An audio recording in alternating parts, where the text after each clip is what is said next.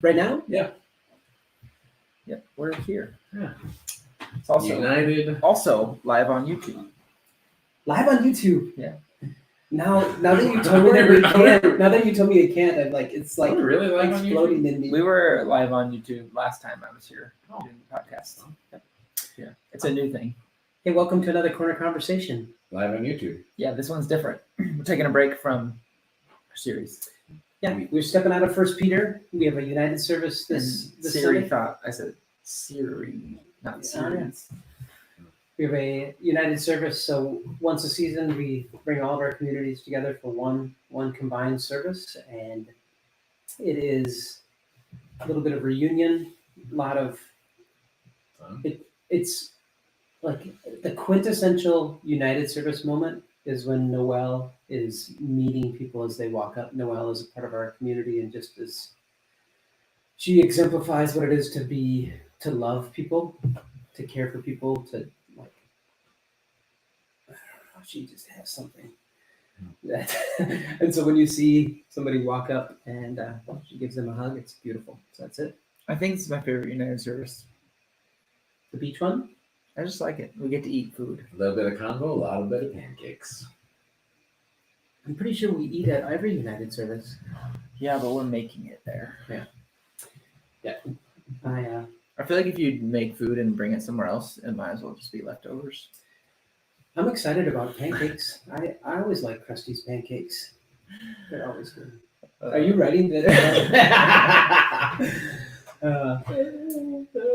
But I think, just thinking about our conversation today, we've been a little bit of ambiguous in what we're going to talk about today, but I do think that a cultural thing,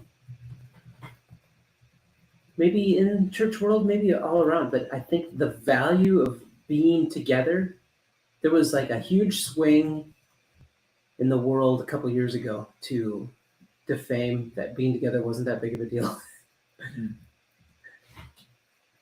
Yeah.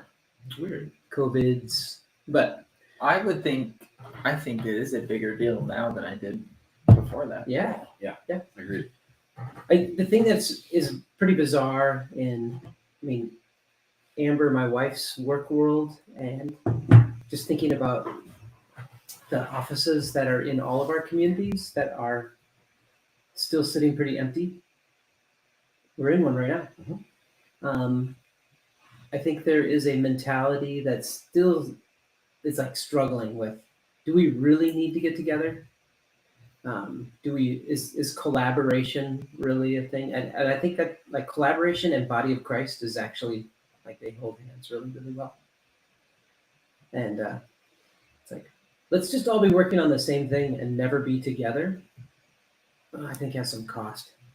Yep. I think it has some cost even in the like just business realm. Like, you're going to waste so many hours because someone else could have done it better, quicker than you, and you have to do it by yourself because you're alone.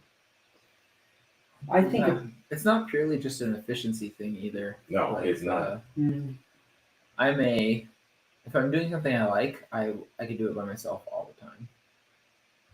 I actually kind of prefer it sometimes. Where'd Greg go? He's doing things he likes. It's true, but like if I'm doing something that's very hard for me or very taxing or something like that, if I'm just in pain, I want other people to be there with me.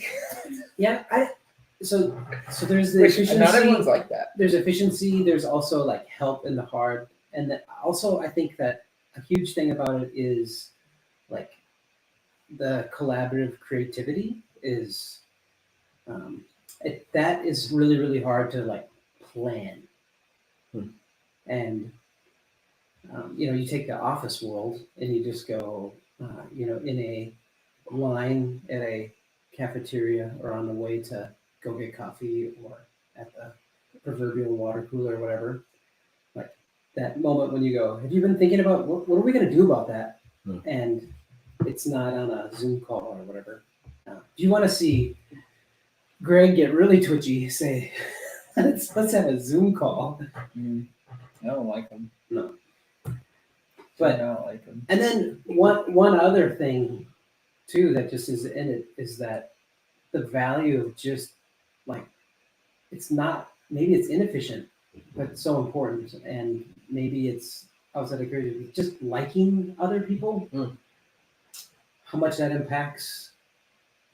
I mean, you can call it the work, but just like being, if you don't feel like you know people or like them.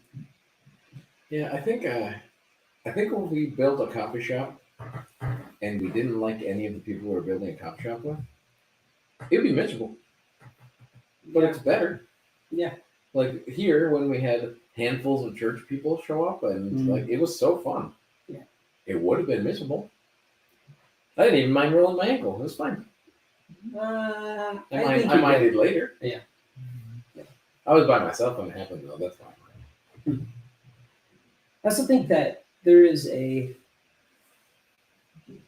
there's a safety in being alone. It's kind of like, I think it's a perceived like, it's so vulnerable to be in connection relationship with people, and I know I won't be rejected if I'm alone, and I know that I won't be unresponded to, or living life in that degree of safety has huge cost. Like, relationship with people or initiating relationship with people is risky. I mean, I'm very glad that I'm not single, because I would hate to have to meet people in that type. So I'm just moving in the van to the woods. But outside of just like a whatever romantic type of relationship, meeting people, building relationship is really, really vulnerable, and some of the safety that has been, I don't know, maybe this is jumping in a different direction, but like it's kind of nice to not have to need anybody, and then dismissing the cost of not having to need anybody or depend on anybody. A part of the reason I like playing sports is because I feel like in order to start a relationship, somebody has to put themselves out there to some degree. Yeah. And doing that in a context of just a conversation, I find very difficult. Like I don't really know how to do that well. Mhm. You're very good at that, Scott. You are able to like put your personality out there, and that builds that connection. But like there's something about performing in front of people for the first time that is putting yourself in that uncomfortable situation that allows that relationship to happen. And so I think in order to like start any relationship, somebody at some point has to put themselves, be vulnerable to some degree, whether that is, putting on a performance, whether it's playing a sport, something they're performing, putting themselves out there in a way that, could, be vulnerable. It is, I think some of the challenge in what you say though, is that all of us have different temperaments and personalities and how that happens. And so I think maybe we're in less of a culture that like jumps up and down on introvert or extrovertism. Have we moved on from that? Or is that still a thing? I just think that some of those things, some of the personality things can be an excuse. Like, yeah, I'm just not somebody who can start new friends or whatever. I've talked about this many times in corner church history, is that it's really, really is easy to say the last time I made a new friend was when I went to college and I was a freshman during orientation. And then beyond that, I think it's pretty easy for people to go decades with like, I have what I have and I haven't made any new friends or connections. Well, what changes from, it seems like kids can make friends fairly easy. Mm-hmm. Maybe not all, but it seems easier. And then as you go older, a lot of your friendships are friendships that you've had a long time. Had a long time. Childhood friendships, stuff you go back to. So what changes in a person when they go, what changes from that childhood easy to make friends to adulthood where it's not? I mean, my kind of rehearsed answer is it's discretionary time and forced proximity. That's so you're in school, you're you have quite a. Generally, when you're in school, you say, "Oh, I'm so busy, it's killing me." It's not actually true. There's times when discretionary times will be less, and you're also forced to have. Every year you're put into a different group or different class, different thing, and so that's great fuel. I mean, there's absence of insecurity, new situation, all those things are things that are part of it. But I think that when somebody starts a new job and they are forced to be in an office and they sit next to somebody every day, and there's some degree of discretionary time, I think relationship comes out of that. And when you become an adult, you can be like, and become an adult in a, like, this is not an anti-work from home thing, but you become an adult and you say, well, I don't really have any proximity with anybody. I never see any of my neighbors, and I'm either working all the time or hiding all the time. It's going to be tough. Yeah. I almost feel like there has to be some level of shared thing, that shared interest or shared thing you're working on together or something like that. Like school's so good for kids because whether it's sports or a class, like they have something that they're working on together, and so they're side by side, but it's not just this like we have to be maybe not even the same, but even a shared struggle or shared experience is a big deal in that. I just don't feel like we give adults that opportunity very often. But I think there's also that feeling that we have to have it all together because we're adults now. Yeah. Kids, it's like, I don't have it all together. I'm a kid. Like, you just do. Well, it goes back to that vulnerability. Yeah. It's very easy to be vulnerable as a kid. Yeah. Very hard when you're expected or feel like you have expectations on you. When our daughters were young, we would do all the time. We would do the playground tour. We would bike from downtown Minneapolis, playground to playground, and play for 30 minutes and then go to the next one. And as we were like biking away, I'd say, "Who are you playing with?" He said, "My friends." And I'm like, "What was your friend? What was their name?" I have no idea. Mm-hmm. Do you know any? No, but that. So is that a degree of depth of friendship? No, but there is something that's pretty is lost in adulthood, where you would say, "You are definitely my friend, and I don't know everything about you." And I think we lose that in some degree of maturity or whatever it is. Quick friends, being able to make quick friendship is part of community in life. Yeah. When I was on my sabbatical, it was especially the part where I was traveling by myself. It was a little nerve-wracking, but it was also fun to I would go play a practice round at disc golf course, and I would just make a friend. Yeah. And then we would go get dinner, and so a couple friendships out of that season where I don't know, it felt like the opportunity for isolation was higher than ever, but I also made friends during that season that I don't know, probably made more friends in that season than any of my regular life. And so it's an interesting, I don't know, I feel like you realize you're alone more in a season like that, so then you're more aware of opportunities for connection. Yeah. I think, we're talking about a fall retreat, we have United Service coming up, we can set up or do the work of having environments where people can really connect, and nobody connects. You can tee people up so that they're really ready to knock it out. We've done everything, or I'll have. Well, just people connect so differently. I'm never gonna have a deep relationship out of just sitting across the table with somebody. It's just. But there's a burger in between. Food helps.